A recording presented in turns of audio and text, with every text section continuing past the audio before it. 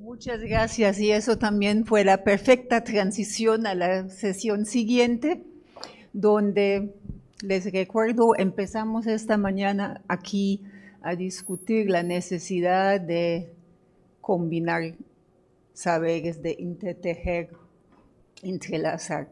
Ahora vimos las metodologías participativas que hacen y cómo tiene que adecuarse la investigación y esta sesión que sigue, que todavía no es la última, trata de cómo esta combinación de saberes nutre el aprendizaje. Y otra vez tenemos 3 iniciativas muy interesantes que de manera diferente van a demostrar cómo en la práctica se interlace los saberes y cómo esto juega un papel en el aprendizaje. Tenemos 3 ejemplos. El primero va a ser Tirco en línea desde el Perú, y tenemos 2 ejemplos colombianos. No los distingo todavía. ¿Dónde están? Ok. Entonces, sí. Aida García y Juan Carlos Martínez, que de manera similar van a compartir sus experiencias. Tirco, te pido el favor de presentar tanto la iniciativa tuya como tu personal para que podamos saber en qué trabajas y cómo funciona la iniciativa de la Escuela de Bosques. La palabra es tuya. Bueno, muy buenas tardes desde Perú. Mi nombre es Tirco Rojas, soy el director de proyectos de la ONG Horizonte y ahora les voy a presentar nuestra iniciativa de Huertos Bosque, que son huertos que hacemos nosotros en escuelas públicas acá en Perú, principalmente para apoyar la nutrición, el medio ambiente y la educación. Si me ayudan con una presentación que había mandado grabada.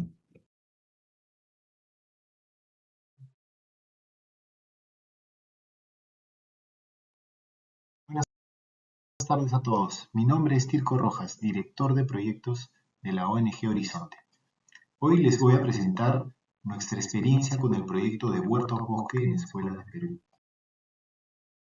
Aquí un poco de nuestra historia.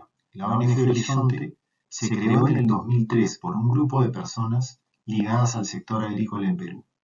Como misión general, buscamos promover la educación para hacer uso de los recursos naturales de manera sostenible. Es así que nace nuestro proyecto de Huertos Bosque, cuya visión es que muchas escuelas se animen a crear su propio huerto bosque para difundir y fomentar la alimentación saludable, mejorar las prácticas pedagógicas y acercar a niños y niñas a la naturaleza. La ONG Horizonte tiene más de 10 años trabajando con huertos escolares y en el tiempo hemos ido fortaleciendo nuestra propuesta. A lo largo de la presentación iré mostrando algunas fotos donde podrán ver algo de la metodología que utilizamos y actividades del proyecto. Le denominamos huerto bosque o bosque de alimentos porque buscamos imitar las formas de la naturaleza. Sembramos diverso, intercalando estratos, sin una sola gota de químicos y fomentamos la autosuficiencia. Los 3 pilares de nuestra propuesta son la nutrición, que es el objetivo más directo, la educación, trabajamos con escuelas, así que todo está pensado con un sentido pedagógico. Y el medio ambiente, transformando espacios vacíos o improductivos en islas de naturaleza. En los últimos 10 años hemos logrado trabajar con 28 instituciones educativas en distintas zonas de la costa peruana, acompañados por organizaciones y empresas agroexportadoras principalmente. Gracias a estas alianzas, y a instituciones del Estado, hemos llegado a más de 7.000 estudiantes de escuelas públicas. Trabajamos con empresas, principalmente agroexportadoras, como comentaba, y planteamos el proyecto desde la perspectiva de que es un compromiso a largo plazo con la comunidad. Nuestra intervención es pasajera, pero luego las empresas se apropian del proyecto, generándose un punto permanente y muy importante de contacto con la comunidad. Un huerto en una escuela tiene como objetivo principal mejorar la nutrición y los hábitos alimenticios de la comunidad educativa. Los productos cosechados cumplen su función solamente cuando llegan a las barrigas de los alumnos, profesores y padres de familia, o cuando aumentan el gusto por estos.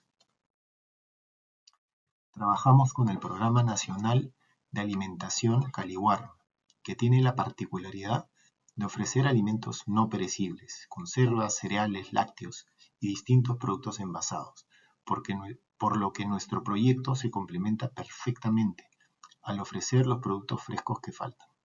A lo largo de los años hemos podido ver no solo la mejora en la nutrición y el gusto por los productos frescos en los niños, también hemos sido testigos de la creatividad de las personas que les preparan el alimento. Alguna vez nos comentó un docente que todo lo que se hace en una escuela debiera tener un fin pedagógico. Los huertos son espacios que ofrecen posibilidades infinitas para esto. Hemos transformado espacios en las escuelas. Desde ahí el primer beneficio, que genera un buen ambiente escolar y autoestima para la comunidad. Al ser un espacio vivo, se genera una cantidad enorme de estímulos positivos que pueden ser aprovechados por los niños y docentes. Se promueve la actividad física y es una herramienta pedagógica muy potente. Hemos capacitado a docentes de manera virtual y presencial específicamente para lograr mejorar su capacidad de hacer sesiones de aprendizaje tomando de base los huertos. Los huertos bosque ofrecen posibilidades infinitas, como comentaba, para desarrollar aprendizajes. Hemos visto sesiones pedagógicas en absolutamente todas las áreas. Solo es cuestión de un poco de creatividad de los docentes para hacerlo posible. Además, en algunos casos hemos logrado que escuelas realicen distintos tipos de proyectos de innovación y emprendimiento. En la foto podemos observar a 2 niñas con su iniciativa de frutos deshidratados del huerto. El aspecto ambiental es muy importante también. El hecho de crear un huerto bosque ya es una acción de sensibilización ambiental muy potente. Los bosques son muy importantes para nuestras vidas, son fuente de alimento, cobijo, medicina, madera, fibras, y dependemos de sus servicios ecosistémicos para mantener un ambiente saludable. El cultivar inspirados en el bosque, en términos simples, consiste en respetar la estructura de un bosque natural para crear un organismo en constante evolución, donde interactúan de manera simbiótica y en equilibrio una gran cantidad de especies. Esta manera de cultivar puede comenzar por intervenir un bosque ya existente o crear uno desde cero. Esto va a depender de cada situación en particular, pero los fundamentos siempre serán los mismos: sembrar diverso, respetar los estratos y las interacciones entre las distintas especies. El imitar a la naturaleza tiene muchos beneficios. Un sistema bien diseñado debiera prosperar con sus propios insumos, debiera estar libre de plagas y enfermedades importantes, siempre habrán una que otra por ahí, y debiera permanecer en el tiempo sin necesidad de mayores cuidados, porque tiende al equilibrio de manera natural. Además, los bosques tienen mucho por enseñarnos, de maneras que no siempre son tan evidentes. En los bosques, las especies conviven en armonía, cada una encuentra su lugar y coopera con el resto del sistema, viviendo en diversidad. Los huertos bosque nos hacen tomar conciencia de la relevancia que tiene la agricultura de autoconsumo en la soberanía alimentaria y de la necesidad de generar políticas públicas e iniciativas privadas dirigidas a la educación y su implementación. Como parte del proyecto, generamos un manual. Lo pueden descargar libremente en la dirección que se ve aquí. Los invito a que lo lean y difundan. Muchas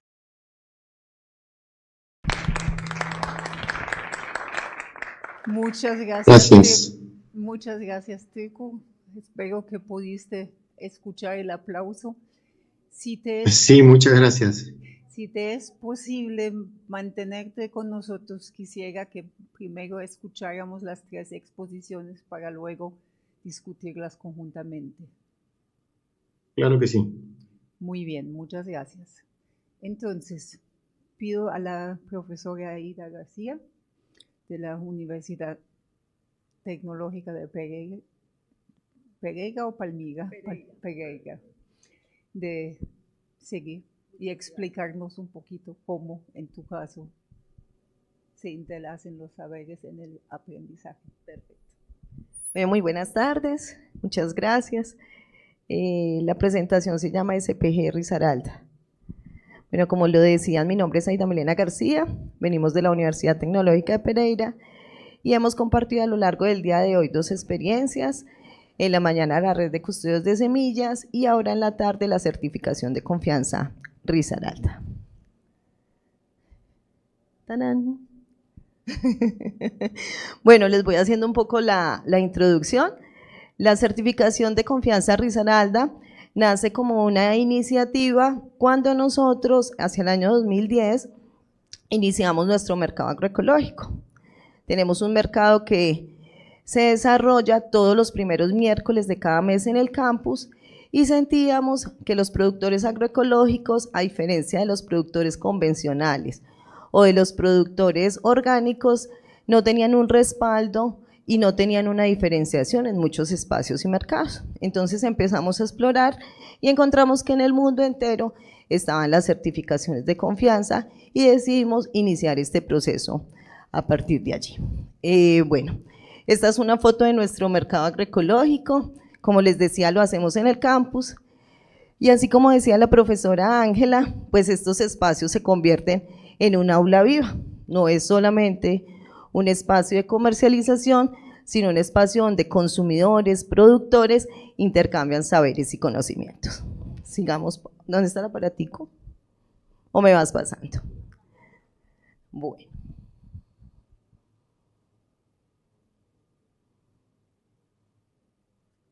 Bueno, ¿para qué sirven los SPG? Primero, hacen un fortalecimiento de los procesos agrícolas.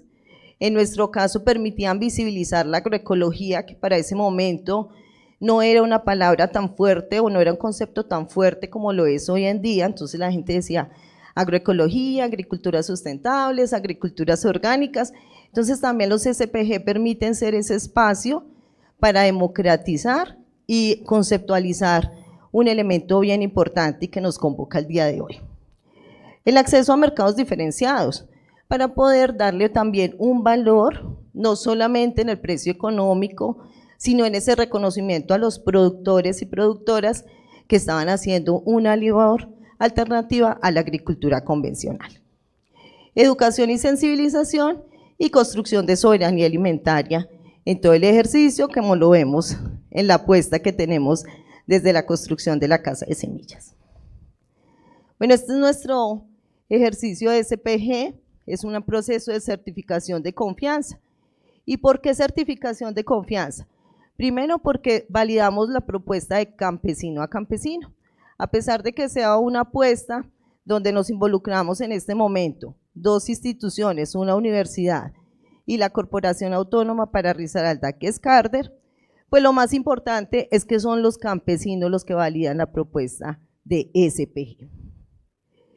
Hay un ejercicio importante y por el cual estamos en este espacio, es donde retomamos la palabra, muy importante porque ya ahorita si tú no tienes como un papel, una firma, una notaría, pues nada es válido. Pero en esta propuesta reivindicamos el valor de la palabra, como ese proceso de confianza, de trabajo y de aprendizaje continuo a través de la solidaridad. En nuestro SPG nosotros proponemos que sea una producción libre de agroquímicos, que implemente prácticas amigables con el ambiente, que integre ese conocimiento tradicional, campesino, étnico, donde no sea solamente válido el ejercicio, gracias, el ejercicio de la academia. Gracias, me disculpan, tengo que estar tomando agüita, sino también todo ese conocimiento que por generaciones hemos tenido en nuestras comunidades rurales. Y promovemos que sean productos que no vengan de semillas transgénicas. Bueno, el origen, como les decía, fue en el 2017, donde integrantes de una organización que se llama la Corporación Regional Agroecológica CORA, que integra en este momento más de 28 productores agroecológicos de la región, una universidad que se llama UNISAR, nosotros y la Carter decidimos hacer la apuesta por promover el SPG, ¿cierto? Ese es como nuestro principal origen y actualmente está integrado una organización que se llama Serraniagua, que es del norte del valle. ¿Cuáles son los principios? Como ya lo habíamos manifestado: confianza, participación, descentralización, transparencia, trabajo en red, adaptación a los pequeños agricultores y procesos pedagógicos. Los que hacemos parte, como ya les había mencionado, organizaciones de base que finalmente son las organizaciones más importantes. Nosotros aspiramos que en algún momento, pues ya la dinámica de las organizaciones de base continúe autónoma, ¿cierto? Y nosotros como Carder y UTP estamos haciendo un ejercicio más de acompañamiento del tema logístico, sistematizando la información, pero realmente son ellos los que hacen los procesos de validación. En este momento tenemos dos tipos de sello: para productos de agricultura sustentable y para elaborados con productos de agricultura sustentable. ¿Por qué? Porque nos dimos cuenta que no podíamos quedarnos en frascos y que había que hacer un encadenamiento interesante y bonito. Entonces les voy a contar como la historia de una productora de mermeladas que quería hacer su conexión, quería tener su sello SPG, pero pues no lo podía tener. Entonces nosotros la comunicamos con un productor de mora, ella pudo hacer su mermelada agroecológica y ya tiene su sello SPG. Estas son algunas de las imágenes de productores. Tenemos a Jairo, que es productor de semilla, a Luis, que es productor agroecológico, Elena, que produce café, muy chévere porque ha sido un ejercicio de inclusión de jóvenes que han vuelto al campo y han dinamizado. Esta es una familia muy linda conformada por 7 mujeres, ¿cierto? Ana Baena, que era una madre cabeza de hogar, se separó y encontró en la agroecología una opción de vida y otra vez volver a esa dimensión productiva. Y Toño, que es un agroecológico como de esos de mucho tiempo en el Quindío, creo que en este momento es el mayor custodio de yuca. ¿Cuántas especies tiene Toño, Sebas? 72 especies de yuca. Perdón, variedades. Claro que sí, más todo ese conocimiento maravilloso que tiene Toño. ¿Qué lecciones aprendidas?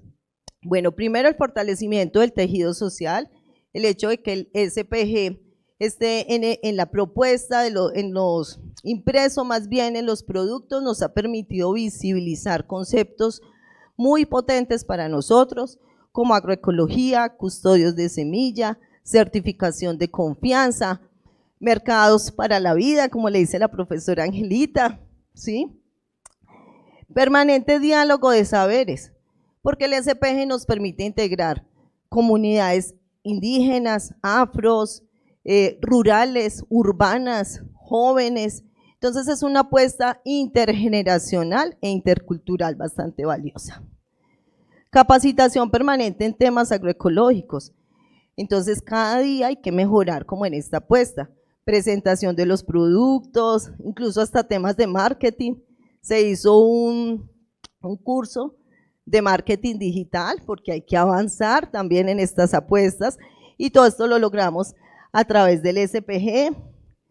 Educación para el consumidor, entonces hemos hecho talleres donde los consumidores del mercado se acercan a estas iniciativas para conocer cómo son los productos, de dónde vienen, Entonces se han hecho talleres de pan, han hecho propuestas muy bonitas en torno a este ejercicio. Bueno, algo que nosotros resaltamos mucho y es ese trabajo interinstitucional. Hemos sentido que en otros departamentos o territorios como que hay mucha disputa con las universidades y con las corporaciones autónomas, ¿cierto? A veces las corporaciones autónomas se ven un poco como el vigilante. Para nuestro caso en Risaralda ha sido un proceso diferente, la CARDER ha sido un aliado en este tema, ¿cierto?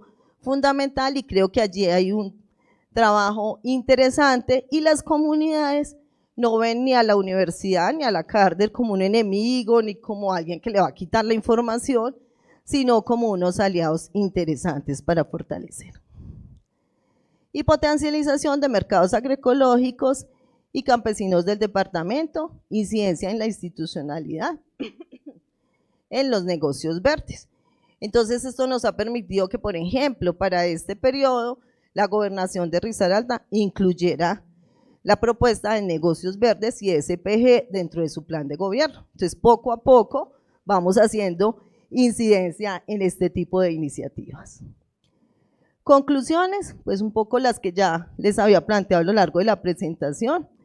Es una estrategia fundamental para socializar la agroecología, la cualificación de los productores, fortalecimiento de dinámicas sociales y en algunos casos se ha generado economías de escala que han permitido a estos productores avanzar y trascender. Entonces tenemos el caso de dos productores especialmente, la chica de las mermeladas que les comenté y un productor de miel que fueron invitados a Dubái por la gobernación de Risaralda como caso exitoso en este tipo de producción. ¿Y por qué? Porque habían logrado visibilizar el SPG. Bueno, el SPG no tiene ningún costo, es un trabajo, como les decía, recíproco. Entonces, eso nos ha permitido que a pesar de que nos llamemos SPG Risaralda, productores del norte del valle, de Caldas, de Quindío, quieran estar dentro de esta dinámica. Entonces, siempre les decimos, pero se va a llamar SPG Risaralda. Ellos dicen, no importa, nos sentimos allí de corazón y eso también refleja un poco que hay confianza y que hay cariño y que no es simplemente un tema territorial y administrativo. Bueno, y agradecimientos totales, estos son parte de nuestros productores, de los cuales nos sentimos muy orgullosos que generen estas dinámicas y estas propuestas. Y bueno, acá están nuestros datos de contacto y acá en esta página de la oficina pueden encontrar todo lo que se refiere al SP. Muchas gracias.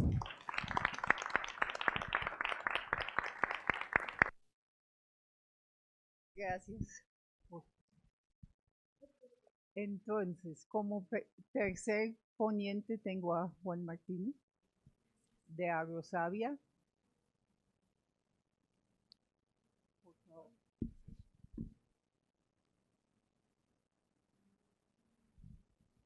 Bueno, primero gracias por invitarme, por estar acá. Segundo, yo quisiera además no hacer una presentación, estamos todo el día en pantallas, hace tiempo he estado pensando en eso y cada vez mis presentaciones son más simples, entonces en realidad puse unas fotos, no sé si y unas cositas así, pero más como para ordenarme, que en realidad una presentación tipo, en plan voy a mostrar un proyecto, unas conclusiones. Y quisiera hacer eso para tratar de conversar en mis 10 minutos sobre nuestra experiencia en esos lugares de aprendizaje. En este caso, era un concepto que veníamos trabajando, que algo está acoplándose ya. Era un concepto que veníamos trabajando que llamábamos espacios de coinnovación. Innovación en el sentido de que finalmente lo que estamos diciendo es cómo agregamos valor a cadenas de valor. Innovación como un concepto de agregación de valor. Ojo, no solo tiene que ser valor económico, puede ser valor social, puede ser valor ambiental, ¿sí? Pero hay que agregar valor, no simplemente hacer algo diferente. Y eso implica la concurrencia de varias voluntades para que eso pase, entre otras muchísimas cosas. Entonces veníamos especulando sobre esa noción de espacios de innovación y se dio la feliz oportunidad de montar un proyecto. Hay unos problemas estructurales que tú lo señalabas, se montan unos proyectos en donde de partida le toca a uno definir cómo el mundo marchará después, cuando en principio uno está diciendo, oiga, voy a montar un proyecto para tratar de escudriñar una realidad y comprenderla más. Entonces no me pida que yo le diga con unos indicadores qué es lo que va a pasar. Sin embargo, a uno le toca ahí saltar a la piscina, hacer un ejercicio de imaginación y construir. Y esto es relevante porque cuando cada vez más en los proyectos utilizamos la expresión coaprendizaje, coparticipación, no sé qué, pero co-creación, y resulta que ya tienes que tener el proyecto ultra formulado. Claro, tú lo coparticipas en el sentido de que no te lo inventas todo, de que has acordado con las comunidades, pues alguien por acá creo que lo decía, ¿cierto? Le llamé, le pregunté, oiga, ¿puedo contar con usted? Sí, tal, ¿cuáles son sus problemas? Y entonces vas apuntando. Pero de allá que eso sea co-creado para desarrollar, hay un gran trecho. Sin embargo, estructuralmente, eso todavía no está muy desarrollado. Entonces hay unas limitantes ahí estructurales, llamémoslo así, administrativas. O sea, hay una burocracia, unos sistemas de control que todavía no han dado ese salto. Les da como miedo. Entonces este era un proyecto que venía por ahí y ahí empezamos a estructurar el cómo desarrollar espacios de co-innovación en el ámbito de las instituciones educativas. Claro, cuando llegas y entendiendo las instituciones educativas en el contexto de las comunidades educativas, que efectivamente ese locus no es solamente la escuela, ¿cierto? El locus, el lugar, es la comunidad, es la familia, son los padres, son los maestros, que son maestros por la mañana, pero algunos tendrán su finquita, o tienen su producción, etc. Y todo eso converge. Entonces la escuela es un lugar muy propicio, como lugar de.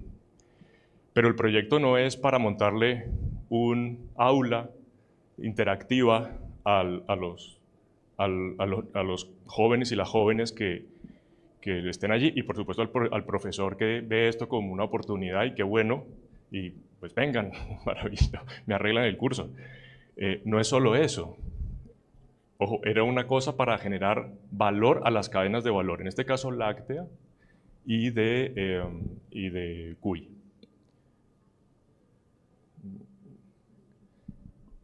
Ese era el título del proyecto, Fortalecimiento de la Apropiación Social del Conocimiento y Tecnologías de Cadenas Cuchícolas y Lácteas del Alto Putumayo. Y estas, digámoslo así, los jugadores, es decir, Institución Educativa Sucre, Instituto Tecnológico del Putumayo, organizaciones comunitarias de base, una fundación universitaria, Unicervantes, la Universidad Autónoma Chapingo y las alcaldías municipales de los 4 municipios del Valle del Sibundoy, Santiago, Colón, Sibundoy y San Francisco. ¿De qué estamos hablando cuando hablamos del Alto Sibundoy? Bueno, hablamos de un sitio fantástico y por eso creo que muchas personas que están hartas cuando llegan y descubren el Valle del Sibundoy, primero dejan de estar hartas y segundo se pegan un viaje impresionante descubriendo otra realidad, otras posibilidades. ¿Por qué es un sitio tan interesante? Porque en lo geográfico es la conexión entre dos mundos, así, que lo pongo así, dos ecosistemas muy diferentes, está lo selvático, está lo andino, y esta es una intersección fantástica, y no una intersección de hace 2 días, sino una intersección en lo cultural de hace mucho tiempo, y en lo biológico, por supuesto, fascinante. Entonces es un valle muy rico en todo sentido. Bueno, ya hay particularidades, las pongo allí, particularidades curiosas. Ahí se ve, digamos, el reflejo de esos impulsos que ha tenido este país de reformas agrarias y esas ideas desarrollistas de su momento, cuando, por ejemplo, en este valle hay unos distritos de drenaje, distritos de riegos y drenajes en la mitad del valle, o sea, una idea de hacer algo, pero eso fue en 1964. Bueno. Por otro lado, desde el punto de vista demográfico es muy interesante. Putumayo es tal vez el segundo departamento en donde hay mayor población en edad juvenil, jóvenes de 15 a 29 años, tiene mucho que decir, etc. Entonces aquí hay como pistas de cosas valiosas. Estos son dos, digámoslo así, infografías que hablaban o que hablan de los espacios de coinnovación que se generaron al interior de estos centros educativos.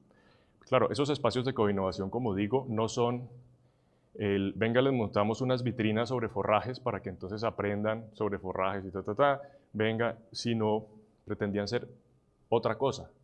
Por supuesto, parte del aprendizaje, y aquí es lo interesante, creo que eso es de lo que se trata esta charla también, cuál ha sido el aprendizaje, nuestro aprendizaje, entre otras, el nuestro como investigadores, y es el ejercicio nuestro, es decir, mío y de otros colegas, de cómo uno mismo bajarse de esa idea de, venga, mostramos cuáles son los forrajes y entonces hacemos aquí las vitrinas junto con los muchachos, los profesores, las mingas, qué bonito y tal, y eso. ¿No? Y al mes, cuando el proyecto no tiene el recurso, está todo eso manga por hombro. ¿Quién mantiene eso? Y además, ¿cuál es el sentido de eso? ¿No? Un sentido como muy descriptivo. ¿No? Este es el tal forraje, tal otro forraje, esto y lo otro.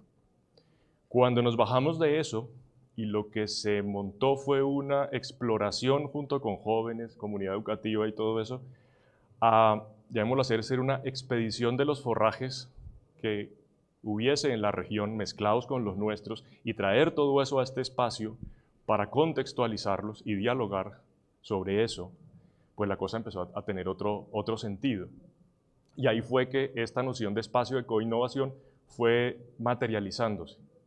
Es decir, el espacio no es el sitio demostrativo o explicativo, digamos, más didáctico, sino es el sitio en donde tratamos de resolver problemas prácticos. En el caso de Sibundoy con la ganadería hay un problema grave, hay un conflicto socioambiental, dirían algunos, según de qué discurso nos paremos, hablamos en una jerga distinta. Un conflicto socioambiental terrible, tremendo, y está bastante documentado sobre la ganadería que se hace en un valle que en gran medida es un humedal y que se hace justo donde no debería haber ganadería. Pero claro, esto no se corrige diciendo prohíbase y cúmplase, porque son los modos de vida. Esto se corrige con una visión regenerativa, en los términos de estos días, de la ganadería, que implica un proceso muy, digámoslo así, sofisticado de negociación de intereses entre muchos en la zona, a partir de unos comunes. ¿Cuáles son los comunes? Bueno, que ya hay un sentido en el valle y en esa sociedad sobre una noción de sostenibilidad, digamos. O sea, la sostenibilidad es un valor importante. Bueno, tan importante que un candidato a alcalde lo pone ahí en sus eslóganes y eso parece que le da votos, ¿no? Es decir, entonces ya hay algo sobre eso. Ahora, el problema es qué implica esa sostenibilidad en concreto. Entonces ahí hay que negociar. Claro, todo esto, ustedes dirán, se está yendo por los, y de verdad me estoy yendo por las ramas, pero me estoy yendo por las ramas para decir, todo esto tiene que caer en eso que llamamos esos espacios de coinnovación, que si no, como digo, no son espacios solamente descriptivos para mostrar, sino es donde esa problemática tiene que caer para alterar. Otra de las cosas que se conversa aquí es el paisaje. O sea, porque todo lo que hacemos tiene que verse reflejado en una transformación del paisaje. ¿Y cuáles son los indicadores que nos hablen de eso? Bueno, los indicadores son los indicadores que la propia noción de paisaje tiene. Y yo creo que esa es muy, muy potente. El paisaje es el mismo paisaje que uno ve cuando visita un gran museo y comienza a ver cuadros. Y son cuadros en donde uno ve un paisaje. Y entonces ya te hablan cómo era el paisaje hace 500 años, por ejemplo, cuando el artista decidió pintar, en este caso, un paisaje. Dejó de pintar el santo y pintó una vaca. Y pintó un campo. Entonces, esa noción de paisaje es la que todos experimentamos cuando vamos por un sitio y decimos, qué paisaje tan bonito. Aquí nos pasa, aquí en las laderas de Nima, Maime y todo esto, son unos paisajes espectaculares y eso no hay que... Y se nota cuando eso está en un ejercicio de transformación, o sea, se bifurca una línea que llevaba y va hacia otro lado, se nota. Aquí en ganadería debería notarse. Yo quisiera decirles que con el proyecto se empezó a notar, lo cierto es que no, se empezó a notar que ya en esos espacios, en los centros educativos, se ha logrado una apropiación de esos sitios como un lugar de convergencia para discutir sobre los problemas. Entonces ahí se ven interpelados ya los productores, o sea, no como yo soy un papá de muchachito que vengo aquí al colegio a que me expliquen por qué no vino, sino que entiendo que en ese espacio podemos hablar de estos temas, de la ganadería. Desde el punto de vista de la investigación, los colegas investigadores, según en qué áreas, también es un lugar natural para llegar. Esos centros educativos, o sea, no hay que llegar a la oficina del alcalde, porque además, sino ya en esos sitios hay. El rector del colegio o la rectora entienden que estos espacios no son solamente espacios para el año lectivo y las clases y las vacaciones y todo esto, sino que son espacios que tienen esa función social también de convergencia y que además eso los enriquece, los empodera además como rectores o rectoras de estos sitios. Entonces todo eso sí se ha logrado y los propios responsables de los gobiernos locales también han visto en estos espacios, digamos, otra vez, de co-innovación. Ahora, el proyecto no fue un proyecto que se basara solamente en eso. En este proyecto desbordamos para otras cuestiones. Desbordamos, ¿qué quiere decir? La apropiación social, por lo tanto hay que interpelar a toda la sociedad en cierta medida. Y aquí lo que hicimos fue trabajar, pues primero, hay una, no sé, los que han estado hoy en Sibundoy, hay una querencia por el muralismo, y de hecho hay unos artistas absolutamente espectaculares. Entonces lo que hicimos fue también un concurso de murales en cada uno de los municipios, para lo que esos artistas era la leche y el cuy, porque uno desde esta jerga, ¿no? La cadena de valor láctea y los actores de la cadena y tal, todo ese rollo. Bueno, pero eso en la vida que es para esta gente, entonces es eso. Por otro lado, utilizando la potencia de la radio, de las emisoras comunitarias y tal, creamos un podcast en el sueño, pues en nuestro sueño eso iba a ser una radionovela súper potente, terminó siendo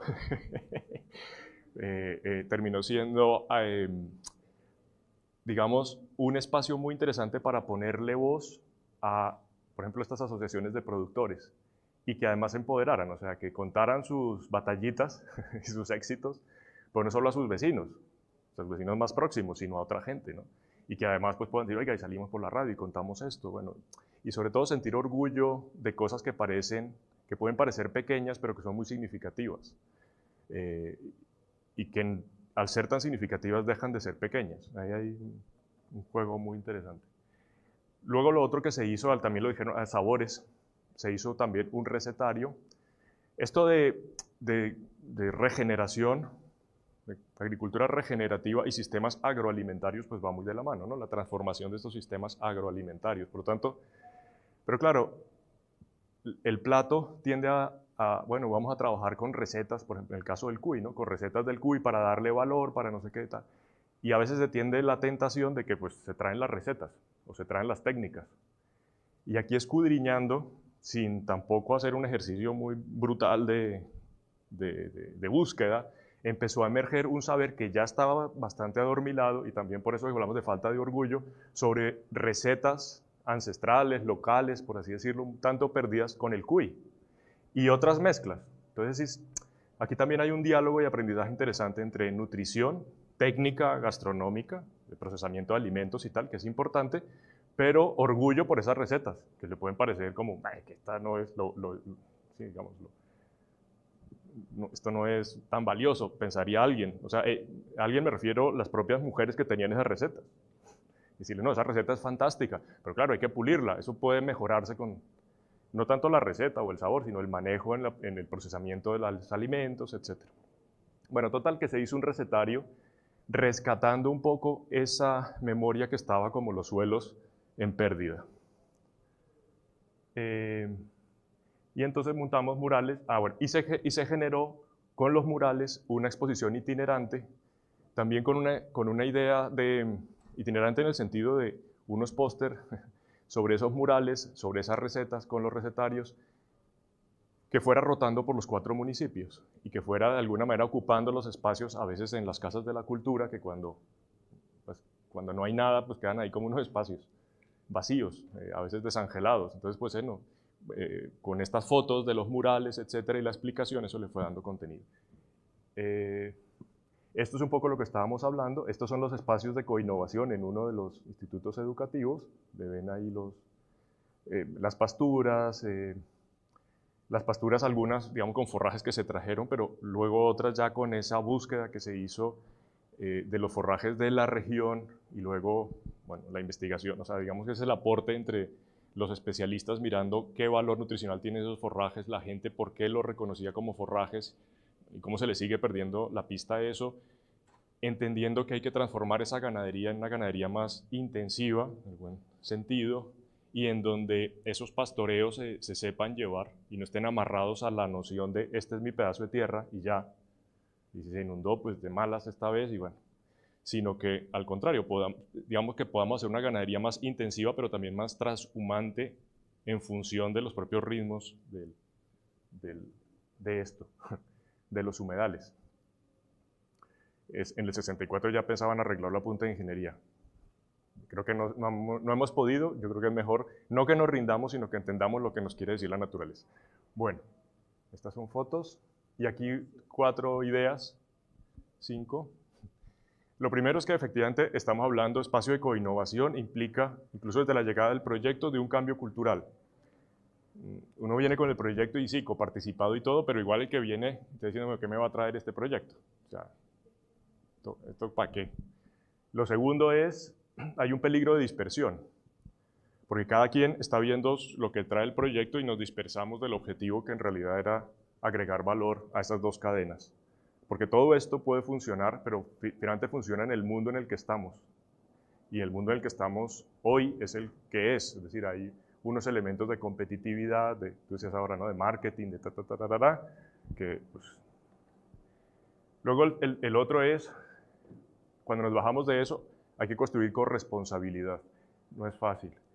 Hay un objetivo común, pero hay una negociación de intereses, porque el interés del profesor es uno, el interés mío como investigador es otro, el interés del productor es otro, y son todos legítimos, pero hay que negociar cómo los vamos a manejar. Y a veces tenemos la tentación de no negociarlos, sino ocultarlos en pro de ese objetivo común. Entonces, digamos, por encima de la mesa todos nos queremos, todos nos amamos, todo funciona divino, pero por debajo, pues ahí cada quien está sacando lo suyo. Entonces, ahí eso es un elemento clave para que estos espacios puedan tener recorrido, que llaman ahora sostenibilidad. Bueno, este es un libro, ahí está el ISBN, que habla de esta experiencia, y esto era un poco lo que quería mencionar. Gracias. Muchísimas gracias. Muy interesante la historia y bastante completo en todos los sentidos. Lastimosamente se nos acabó el tiempo. Me pido muchas disculpas porque hubiese sido mi trabajo de guardarlo. Ahora, y por eso ya no tenemos posibilidad de más preguntas y discusiones, pero les invito a tenerlas entre ustedes y eso era la idea original que queríamos discutir en mesas y luego con los speakers. Ahora sigue aquí el taller de Ronald Sistek que ya está entrando, entonces pueden ahí, espero que realmente sea un espacio de co-creación. Sigue otro taller mañana y luego reunimos con discusiones y ponencias mañana por la tarde. Muchísimas gracias. Gracias.